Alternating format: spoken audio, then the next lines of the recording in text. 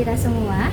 Kami dari mahasiswa Universitas 17 Agustus 1945 Surabaya, Fakultas Hukum, Program Studi Ilmu Hukum, semester 1 dari kelompok 1. Pada kesempatan kali ini, kami akan memberikan video edukasi terkait dari apa sebenarnya makna demokrasi dari perspektif komunis. Video ini dibuat untuk menyelesaikan evaluasi akhir semester mata kuliah Ilmu Negara dengan dosen pembimbing Bapak Dr. Tommy Mikael SHMH. Tidak hanya memaparkan teori, tetapi kami juga memiliki 3 sumber utama sebagai materi pendukung dari video edukasi berikut. Sumber pertama adalah buku Menempuh Jalan Rakyat karya D.N. Aidit pada tahun 1952. Buku ini merupakan salah satu dokumen historis pemikiran politik kiri di Indonesia. Di dalamnya terdapat gagasan mengenai perjuangan rakyat, peran kelas pekerja dalam negara, serta konsep demokrasi rakyat atau demokrasi proletariat. Buku ini ditulis pada masa ketika komunisme dan PKI memiliki ruang bersuara dalam politik Indonesia, jauh sebelum adanya pelarangan resmi. Sumber kedua kami adalah jurnal Demokrasi dalam Perspektif Marxis atau Komunisme, karya Ahmad Ubailah. Jurnal ini menjelaskan dasar teori demokrasi dalam komunisme melalui kajian Marxis dan Lenis, termasuk bagaimana negara dipahami sebagai alat kelas serta mengapa demokrasi komunis menempatkan buruh sebagai pusat kekuasaan. Sumber ketiga adalah Jurnal Perkembangan Komunisme di Indonesia pada tahun 1914 sampai 1927, karya Dwiki Anugrah Gustiawan Putra Hatama, Anwar dan Labatia. Jurnal ini menunjukkan konteks historis tumbuhnya paham komunis di Indonesia, mulai dari ASDV, pembentukan PKI, hingga dinamika sosial politik uang terjadi pada periode itu.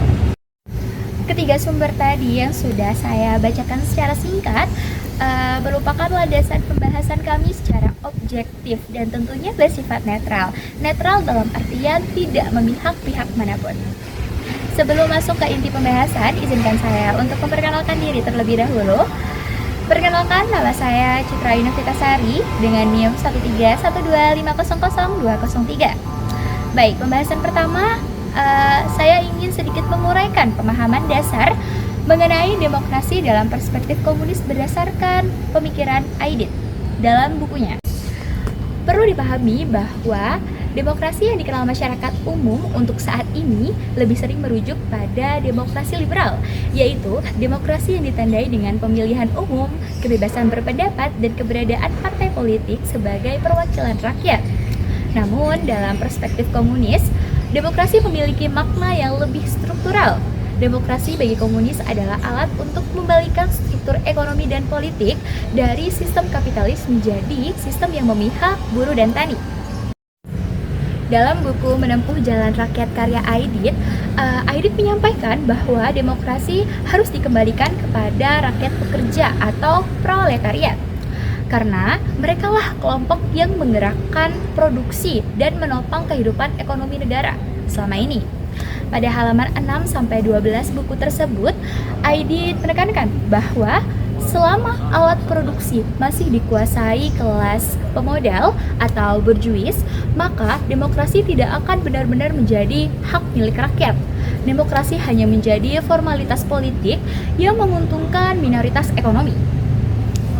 Inilah salah satu perbedaan fundamental antara demokrasi liberal dengan demokrasi komunis. Demokrasi komunis bukan sekedar demokrasi dalam proses politik, tetapi demokrasi dalam penguasaan ekonomi dan kekuasaan negara. Aidit menilai bahwa pertentangan kelas adalah pusat persoalan politik. Negara dalam kondisi kapitalis dianggap memihak pada pemilik modal, sedangkan dalam demokrasi proletariat, negara harus berada di bawah kontrol kelas pekerja agar rakyat memperoleh manfaat langsung dari hasil kerja keras mereka. Pandangan Aidit tersebut sejalan dengan pemikiran Karl Marx dan Lenin yang dibahas pada jurnal Ahmad Ubailah. Dalam jurnal itu dijelaskan bahwa negara adalah alat kekuasaan kelas sehingga pergantian kelas penguasa akan mengubah sistem demokrasi. Jika kelas pemodal yang berkuasa, maka demokrasi akan mencerminkan kepentingan modal. Tetapi jika proletariat yang berkuasa atau rakyat yang berkuasa, maka demokrasi akan berpihak pada rakyat pekerja. Dari sini dapat dipahami bahwa demokrasi menurut komunisme bertujuan menghapus kesenjangan kelas dengan menempatkan alat produksi sebagai kepemilikan bersama masyarakat, bukan individual. Demokrasi tidak dipusatkan pada kebebasan individu, melainkan pada kepentingan bersama. Selanjutnya, jurnal Hatama, Anwar, dan Laibaita memberikan gambaran kondisi historis yang membuat pemikiran seperti Aidit berkembang. Jurnal tersebut mencatat bagaimana komunisme masuk ke Indonesia melalui gerakan buruh sejak tahun 1914, kemudian berkembang menjadi PKI dan sempat mempengaruhi arah politik nasional. Dengan memahami sejarahnya, kita dapat melihat bahwa pemikiran Aidit bukan muncul tiba-tiba, melainkan tumbuh dari suasana sosial ekonomi pada masa kolonial yang penuh ketimpangan kelas. Dengan penjelasan tadi, dapat kami pahami bersama bahwa berdasarkan buku Aidit, demokrasi dalam perspektif komunis adalah demokrasi yang berpusat pada kelas pekerja, menolak dominasi borjuis atau dominasi para pemilik modal, serta mengarah pada cita-cita masyarakat tanpa kelas. Pemahaman dasar ini menjadi landasan awal materi kami yang akan dibahas lebih lanjut oleh rekan saya selanjutnya. Pembahasan lebih lanjut mengenai jurnal-jurnal yang menjadi pedoman untuk kami membuat video edukasi ini. Lalu yang terakhir, terdapat pendapat dari kami terkait apa sebenarnya makna demokrasi dari perspektif komunis. Sekian dari saya ucapkan terima kasih. Perkenalkan, nama saya Eran Anjila Nera Wijaya dengan NIM 13125000207. Di sini saya akan melanjutkan pembahasan mengenai konsep demokrasi dalam komunisme secara lebih terperinci. Jika demokrasi umumnya dimaknai sebagai pemerintahan dari rakyat, oleh rakyat dan untuk rakyat, maka demokrasi komunis membawa definisi yang lebih spesifik. Rakyat di sini difokuskan pada kelas pekerja, yaitu proletariat. Dalam demokrasi liberal yang banyak diterapkan negara modern, kekuasaan berada pada wakil rakyat yang dipilih melalui pemilu. Namun, dalam perspektif komunis sebagai dijelaskan oleh Aidit dan dipertegas oleh jurnal Ubailah, proses pemilu saja tidak menjamin pemerintahan yang berhak pada rakyat apabila alat ekonomi dan produksi masih dikuasai oleh segelintir elit modal. Oleh karena itu, demokrasi komunis menyarankan 3 aspek penting. Yang pertama, kekuasaan politik harus berada di tangan rakyat pekerja, bukan elit kapitalis. Yang kedua, alat produksi harus dikendalikan negara atas nama rakyat sehingga hasil produksi tidak hanya dinikmati kaum pemodal. Yang ketiga, tujuan akhirnya adalah menghapus kelas sosial sehingga tidak ada lagi jurang antara pemilik modal dan pekerja. Konsep ini menempatkan keadilan ekonomi sebagai inti demokrasi, bukan sekedar kebebasan memilih. Dengan kata lain, demokrasi liberal fokus pada hak politik. Demokrasi komunis fokus pada kesetaraan ekonomi. Jurnal Ubailah memberikan penjelasan yang sangat penting. Demokrasi komunis tidak menolak demokrasi, tetapi menawarkan model demokrasi alternatif yang kolektif. Ini berarti keputusan politik harus didasarkan pada kepentingan kelas pekerja sebagai mayoritas masyarakat. Di titik ini, kita mulai memahami bahwa demokrasi bukan hanya satu bentuk tunggal, melainkan memiliki variasi yang ditentukan ideologi. Demokrasi liberal berpihak pada kebebasan individu, sedangkan demokrasi komunis berpijak pada kolektivitas dan pemerataan struktur ekonomi. Secara historis, seperti dijelaskan dalam jurnal Hatama CS, perdebatan mengenai siapa yang berhak atas kekuasaan negara telah terjadi sejak masa penjajahan. Saat itu, buruh dan tani merasa tertindas oleh kekuasaan kolonial, sehingga gagasan komunisme menjadi menarik sebagai alat perlawanan. Jadi, demokrasi komunis lahir bukan hanya sebagai teori, tetapi sebagai reaksi terhadap ketidakadilan ekonomi. Sebelum masuk ke dalam materi, izinkan saya memperkenalkan diri.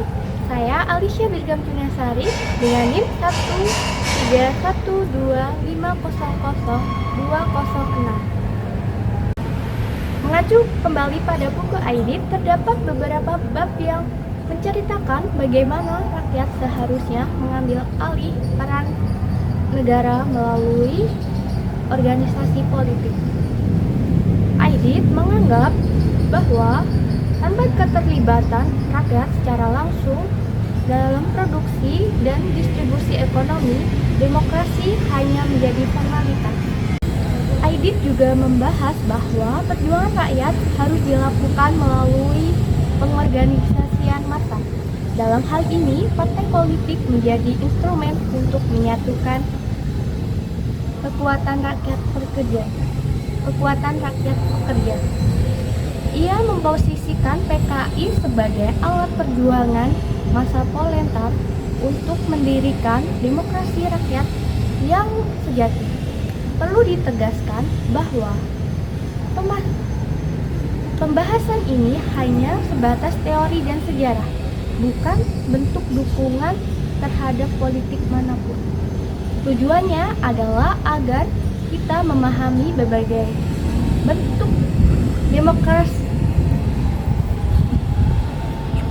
bentuk demokrasi dalam ilmu negara.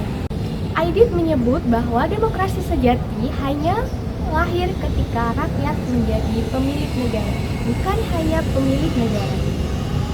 Ini menunjukkan perbedaan besar antara demokrasi prosedural dan demokrasi substansial versi komunis. Buku ini memperlihatkan bahwa menurut Aidit, demokrasi rakyat idealnya membawa transformasi struktural dalam masyarakat. Demokrasi bukan sekedar suara terbanyak, tetapi distribusi kekuasaan ekonomi secara adil. Sekian dari saya, terima kasih. Perkenalkan, nama saya Ruli Marsela Putri dengan NIM 13125002002. Dalam jurnal Urbaila diterangkan bahwa Marx memandang negara sebagai alat penindasan kelas. Lenin kemudian mengembangkan ide ini menjadi teori bahwa revolusi proletar harus menjadi tahap awal untuk menuju sosialisme. Demokrasi komunis tidak meniadakan negara, tetapi menjadikannya alat transisi untuk membongkar struktur kapitalisme. Setelah kelas sosial hilang, barulah negara dianggap akan melebur secara alami. Ini yang disebut dengan istilah weathering away of the state. Pada fase transisi inilah demokrasi proletar berjalan, kekuasaan negara berada di tangan kelas pekerja sehingga mereka mengendalikan sumber daya ekonomi. Urbaila memberi contoh dalam penelitiannya bahwa kebebasan individu dalam demokrasi komunis tetap diakui, tetapi tidak boleh melampaui kepentingan kolektif. Hal ini bertujuan untuk menjaga stabilitas pemerintahan. Dengan demikian, demokrasi komunis bersifat yang pertama terpusat pada rakyat pekerja, yang kedua menolak dominasi kapitalis, yang ketiga mengutamakan kepentingan bersama daripada individu dalam konteks pendidikan hukum. Teori ini menjadi penting sebagai asupan komparatif dalam memahami ragam sistem negara di dunia. Perkenalkan, nama saya Muhammad Aril Ahmad Sahukra dengan NIM 13125001998. Dalam jurnal pertama CS disebutkan bahwa komunisme mulai berkembang tahun 1914 melalui organisasi ISDV yang kemudian bertransformasi menjadi PKI. Ideologi ini menyebar melalui pergerakan buruh, tani, dan pendidikan politik. Pada masa awal, komunisme digunakan sebagai wacana perlawanan terhadap kolonialisme. Namun, kemudian berkembang luas sebagai akhirnya PKI menjadi partai yang cukup berpengaruh.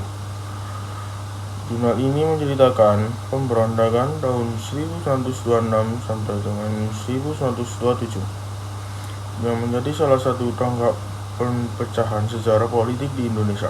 Pemberontakan tersebut menyebabkan PKI dibubarkan dan kadernya tertangkap atau melarikan diri, menciptakan ketegangan hubungan antar kaum komunis dan pemerintahan kolonial.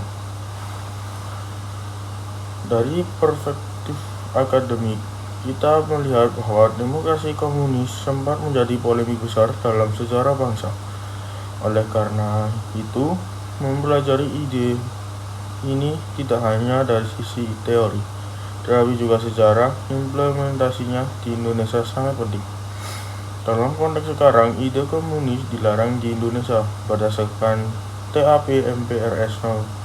XXV Ring 1966. Namun, dalam konteks akademik, topik ini tetap bisa dipelajari sebagai bagian dari pengetahuan selama hanya untuk memahami teori dan sejarahnya tanpa tujuan mempromosikan ideologi.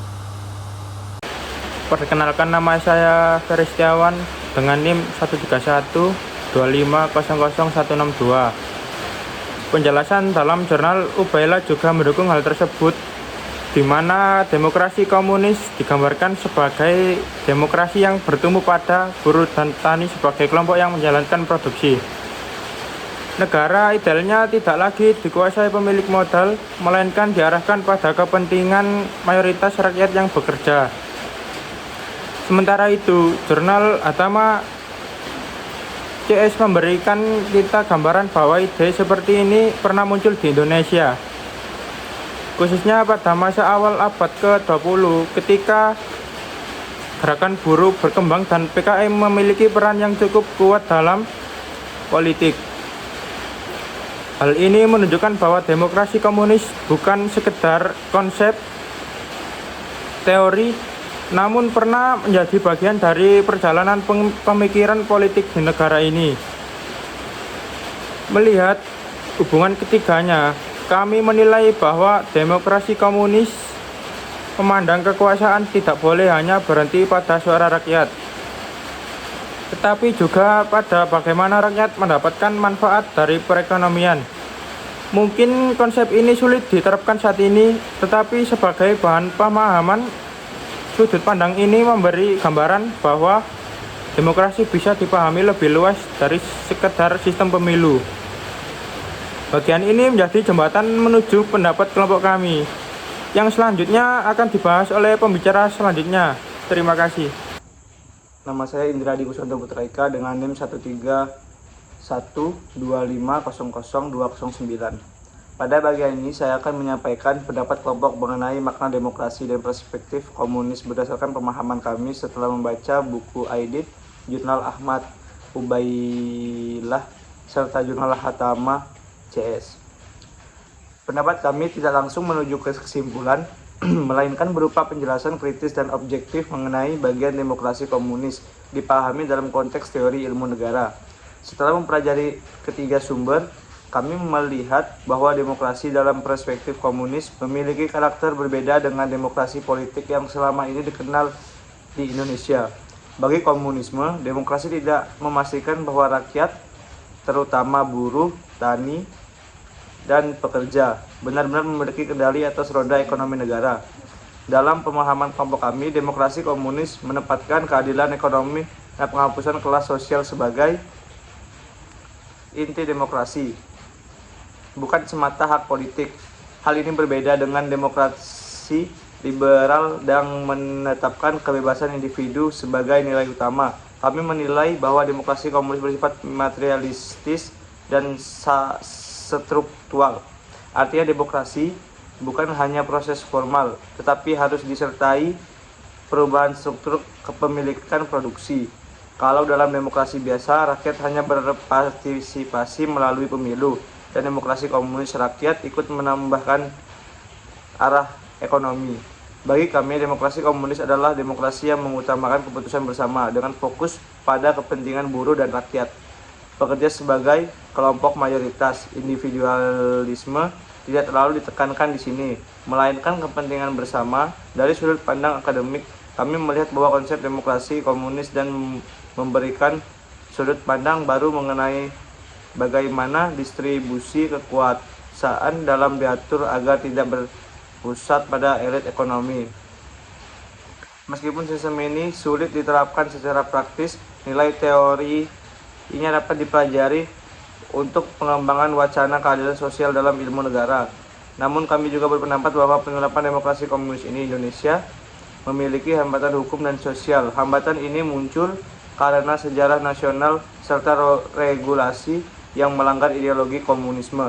Maka dari itu, pandangan yang kami sampaikan hanya sebatas pemahaman secara teori, bukan dorongan untuk dipraktikkan. Sampai tahap ini, pendapat kelompok kami sudah kami uraikan dengan lengkap. Terima kasih. Assalamualaikum warahmatullahi wabarakatuh. Perkenalkan, nama saya Fadil Fitrianto dengan NIM 13125002005. Pada bagian ini izinkan saya menyampaikan kesimpulan pendapat kami mengenai makna demokrasi dari perspektif komunis berdasarkan pemahaman menyeluruh terhadap buku Aidit, Jurnal Ubailah, dan Jurnal Hatama CS.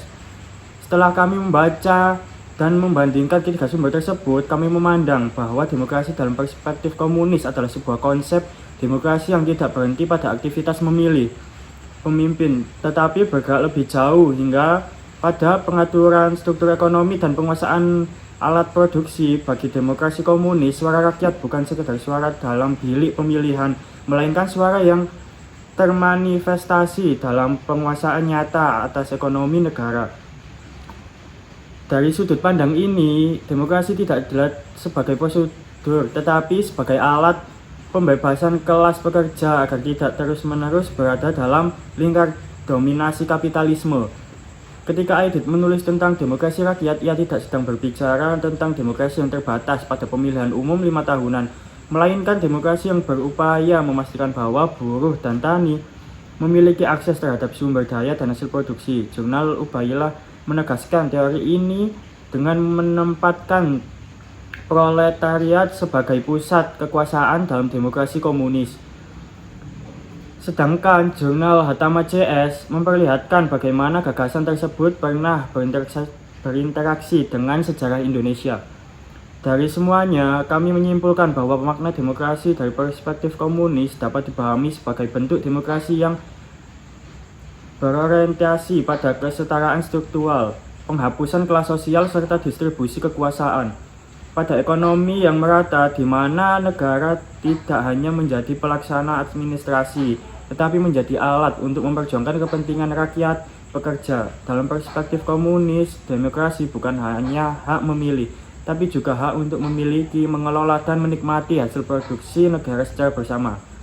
Namun, sebagai bagian dari masyarakat hukum Indonesia, kami juga memahami bahwa konsep ini berada dalam ruang kajian teoritis dan historis, bukan sebagai ideologi yang dapat diterapkan begitu saja. Dalam konteks politik saat ini, pembacaan kami terhadap ketiga sumber tersebut menghasilkan pandangan bahwa demokrasi komunis memberikan wawasan alternatif mengenai bagaimana kekuasaan dapat dipahami, namun penerapannya di Indonesia tetap berada dalam batas akademik dan kajian ilmu negara. Dapat kami simpulkan, pendapat akhir kami mengenai makna demokrasi dari perspektif komunis adalah bahwa demokrasi komunis merupakan demokrasi yang memusatkan kekuasaan pada kelas pekerja, menolak dominasi pemilik modal, dan berusaha menghadirkan pemerataan ekonomi melalui penguasaan alat produksi secara kolektif. Pandangan ini memberi sudut pandangan baru bahwa demokrasi tidak tunggal, melainkan dapat dibayangkan dengan berbagai model sesuai orientasi ideologisnya. Demikian simpulan pendapat sekaligus akhir dari presentasi kami. Terima kasih kepada dosen pengampu Dr. Tommy Michael, SHMH, serta seluruh pihak yang telah menyimak. Semoga pemaparan ini menjadi bahan refleksi dan memperluas wawasan kita mengenai keragaman teori demokrasi dalam disiplin ilmu negara. Wassalamualaikum warahmatullahi wabarakatuh.